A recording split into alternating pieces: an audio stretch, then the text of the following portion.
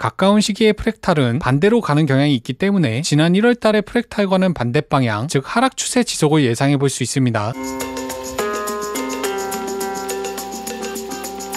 네, 안녕하세요. 퐁크입니다. 오늘도 비트코인에 관해서 이야기해 볼 거고요. 그 전에 앞서서 지난 영상 복귀 먼저 하고 올게요. 22일 오후 9시, 그러니까 정확하게 이때죠. 유튜브에 관점을 올렸었는데요. 한 줄로 요약하자면 POC 라인 맞고 조정. 자, 어떻게 되었는지 보겠습니다. 영상이 올라가고 난 뒤 POC 라인을 맞고 큰 하락이 나왔습니다. 관점 그대로 갔죠. 자, 복귀는 여기까지만 할게요. 이어서 몇 가지 근거를 통해 현재 비트코인 가격을 이야기해 보겠습니다. 첫 번째 테더 도미넌스. 현재 테더 도미넌스는 하락 추세선을 테스트하고 있습니다. 그리고 이미 다들 잘 아시겠지만 추세선은 세 번째 내지는 네 번째에 깨지는 경향이 있습니다. 바로 백테스팅 해볼게요. 첫 번째 기점, 두 번째 기점, 세 번째 때 저항 받고 뚫었습니다. 첫 번째 기점, 두 번째 기점, 세 번째 때 저항 받고 네 번째 때 뚫었습니다. 첫 번째 기점, 두 번째 기점, 세 번째 때 뚫렸습니다. 자, 백테스팅은 여기까지만 할게요. 보신 것처럼 추세선은 위아래를 가리지 않고 세 번째 내지는 네 번째에 깨졌습니다. 만약에 이번에도 예외가 없다면 세 번째 테스트에서 돌파하거나 한 번 더 눌린 뒤 돌파할 가능성이 높습니다. 결국 추세선을 깨고 크게 상승할 가능성이 있다는 거죠. 테더 도미넌스와 비트의 가격은 반비례하니 가격 조정을 예상해 볼 수 있습니다. 두 번째 쇼텀 홀더 버블. 최근 비트의 가격이 조정되긴 했지만 여전히 높은 버블을 유지하고 있습니다. 하락했지만 여전히 1 이상이죠. 반감기를 전후해서 1에 근접한 버블 리스크는 좋은 매수 기회였으니 추가 조정을 대비해 현금을 확보해야 될 필요성이 있습니다. 세 번째 21선과 61선. 지난 22일 반등으로 인해 21선과 61선을 돌파했지만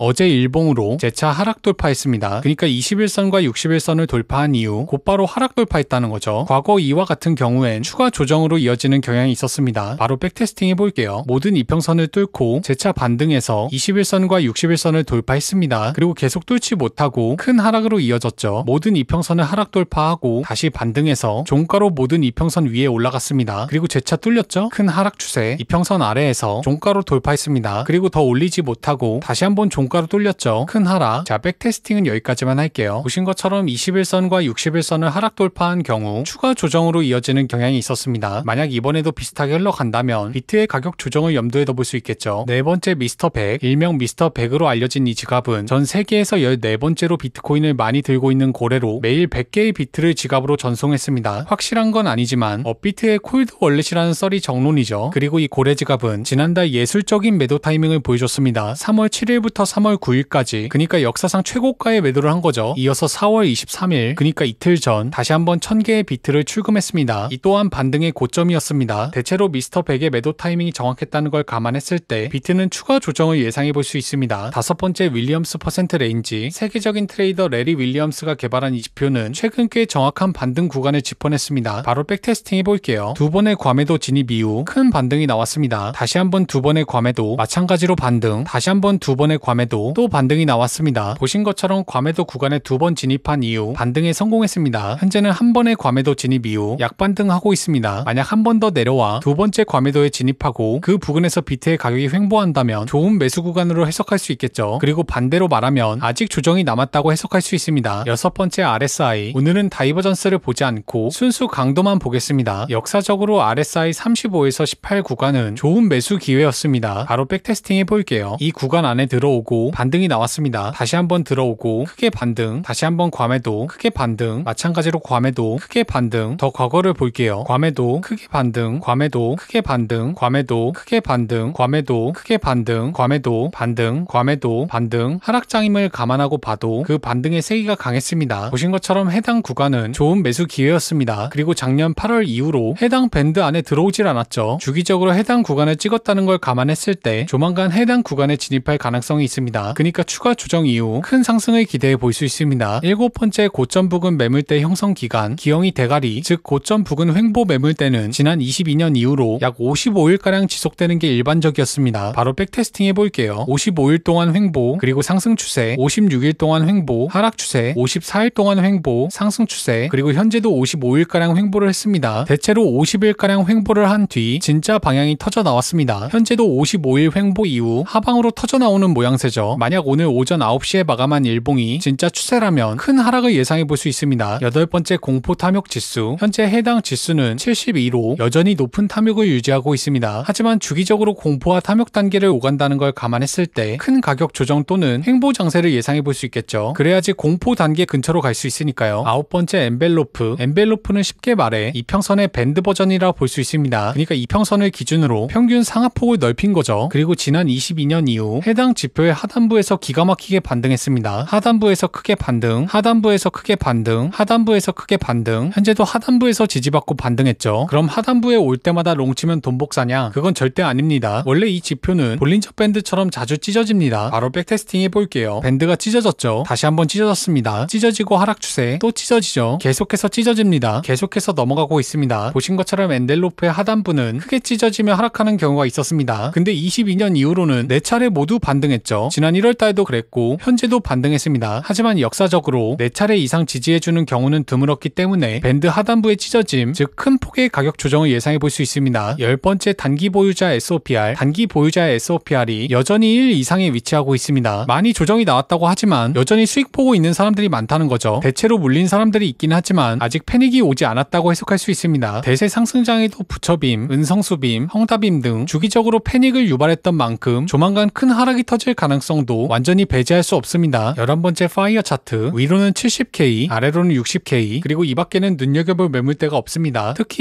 이 60K는 김민재 존으로 불리며 저점 매수자의 주문으로 인해 해당 가격에 닿는 즉시 불반등해버리죠. 이 말인즉슨 60K엔 지지가 있긴 하지만 그 믿고 있는 60K가 깨진다면 엄청난 패닉셀이 나올 수 있는 자리라 해석할 수 있습니다. 따라서 이번 조정이 60K까지 건드릴 경우 포지션 사이즈를 줄이거나 반등이 확인된 후 진입하는 것이 좋습니다. 12번째 패러렐 채널. 우선 상승 채널을 볼게요. 베어 트랩을 만들고 채널 안으로 회귀했다가 다시 하락해서 채널 하단선을 비비고 있습니다. 아무래도 해당 채널이 많은 사람들에게 인지된 이후 그 신뢰도가 잃고 있는 모양새죠. 이어서 하락 채널. 아직 하락 채널은 잘 맞아떨어지고 있습니다. 이걸 반대로 말하면 이제 곧 채널이 깨질 가능성이 있는 거죠. 만약 이 채널이 깨진다면 채널 하단선을 강하게 깨고 다시 채널 안으로 들어오는 그림을 예상해 볼 수 있습니다. 총 12가지 근거를 종합해 봤을 때 60K 부근 매수 또는 60K가 깨지는 패닉셀에 매수하는 것이 좋겠죠. 단기적으로는 지난 1월 프랙탈과 유사하게 가는 경향이 있어 이번에는 다르게 움직이지 않을까 합니다. 우선 지난 1월 차트를 볼게요. 매물대를 만들고 하락 추세, 다시 반등해서 POC 부근의 저항을 막고 큰 상승 추세가 나왔습니다. 현재도 매물대를 만들고 하락 추세, 다시 반등해서 POC 라인 부근까지 왔죠. 그리고 해당 부근에서 횡보를 하는 게 아니라 되려 하락했습니다. 가까운 시기에 프랙탈은 반대로 가는 경향이 있기 때문에 지난 1월 달의 프랙탈과는 반대 방향, 즉 하락 추세 지속을 예상해 볼 수 있습니다. 보기 좋게 경로를 표시하면 다음과 같겠죠. 내려가다가 반등 나오고 다시 한번 크게 하락하는 그림. 정확한 타점은 멤버십과 텔레그램에 공유했습니다. 오늘 영상을 한 줄로 요약해 볼게요. 장기적으로는 60K 부근 또는 60K가 깨지는 패닉셀의 매수, 단기적으로는 지난 1월 프랙탈과 반대 방향, 즉 반등하고 크게 떨어지는 그림을 예상해 볼 수 있습니다. 영상이 도움되셨다면 구독, 댓글, 좋아요 부탁드리고요. 더 자세한 타점은 텔레그램과 멤버십에서 확인하실 수 있습니다. 총 상금 1억 대회는 고정 댓글에서 확인하실 수 있으니 많은 관심 부탁드리겠습니다.